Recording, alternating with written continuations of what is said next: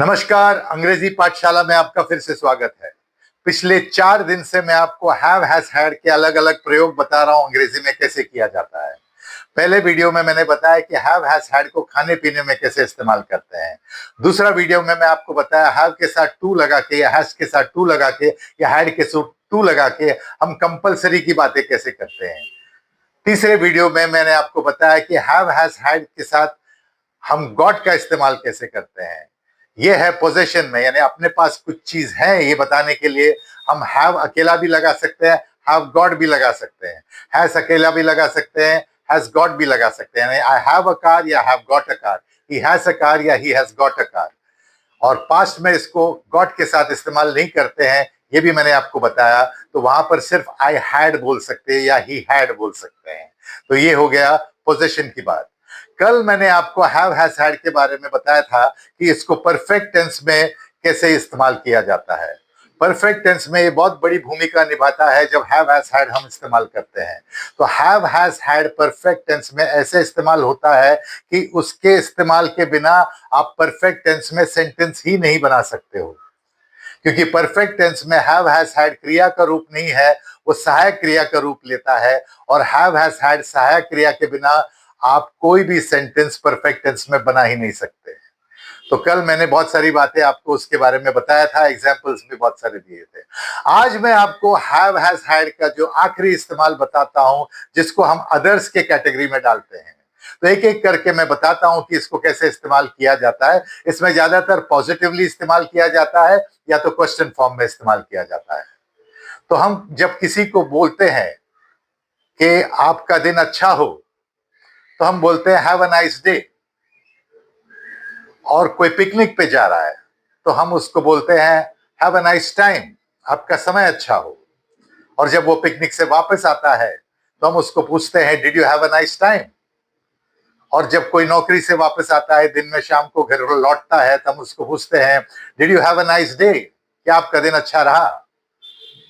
नौकरी पे जाने वाले लोग एक दूसरे को वीकेंड में, यानी फ्राइडे के दिन, सैटरडे संडे जब छुट्टी हो, तो बोलते हैं कि हैव अ नाइस वीकेंड। और जब वापस लौटते हैं मंडे को, तब एक दूसरे को पूछते हैं did you have a nice weekend. तो वीकेंड के साथ भी हम हैव का इस्तेमाल करते हैं, वो पॉजिटिव में करते हैं और क्वेश्चन फॉर्म में करते हैं। इसमें ज्यादा हम लोग नेगेटिव का इस्तेमाल हम नहीं करते हैं। जब कोई छुट्टी पे जाता है, लंबे छुट्टी पे जाता है, तो हम उसको बोलते हैं हैव अ नाइस हॉलिडे। जब वो वापस आता है हम उसको पूछते हैं did you have a good holiday. कोई लंबे सफर पे जाता है तो हम उसको बोलते हैं हैव अ नाइस जर्नी। और जब वापस आता है तो हम उसको पूछते हैं did you have a good journey. कोई फ्लाइट पे जाता है तो हम उसको बोलते हैं हैव अ नाइस फ्लाइट। अब जब कोई वापस फ्लाइट से आता है और हम उसको एयरपोर्ट पे रिसीव करने जाते हैं, तो हम उसको पूछते हैं did you have a good flight, क्या आपका फ्लाइट अच्छा रहा, सब सावधान रहा। तो ये सब बातें हम लोग have a nice day, have a nice time, have a good weekend, have a nice holiday, have a nice journey, have a nice flight, ये सब हम लोग हैव से हम बात करते हैं और उसका क्वेश्चन फॉर्म भी हम बनाते हैं। इसमें ज्यादा नेगेटिव का इस्तेमाल नहीं होता है। हैव हैज हैड को और भी रूप है, जैसे मेरी बहन को कल बच्चा हुआ, तो मैं बोलूंगा my sister had a baby yesterday. कल मेरे भाई का एक्सीडेंट हुआ, तो my brother had an accident yesterday. तो हैव और हैज और हैड ये कई जगह पे इस्तेमाल किया जाता है। तो have a baby, have an accident. और हम पार्टी वगैरह करते हैं तो हम बोलते हैं कि I am going to have a party tonight, यानी आज रात को मैं एक पार्टी करने वाला हूं। या कोई पार्टी में जा रहा है तो हम बोलते हैं हैव अ नाइस पार्टी। किसी को सपना आता है तो बोलता है I had a dream, I had a dream last night, यानी कल रात को मुझे एक सपना आया। अगर हमको किसी का घर देखना है या किसी की नई गाड़ी देखना है, तो हम उसको पूछते हैं can I have a look at your house, या can I have a look at your new car. या किसी की अखबार पे हमको एक नजर डालना है तो हम पूछते हैं can I have a look at your newspaper. तो ये हैव अ लुक भी एक तरीका है अदर्स में कैटेगरी में जो आता है। तो हम हैव हैज हैड को कैसे इस्तेमाल करते हैं, तो ये बहुत सारे अलग अलग तरीके से हम हैव का इस्तेमाल करते हैं। तो ये अगर आपको पता होगा, आप सही तरीके से आप इसको इस्तेमाल कर पाओगे। और आखिरी बात मैं जो आपको बताना चाहता हूं, जो अदर्स में इस्तेमाल होता है, वो है स्नान करना।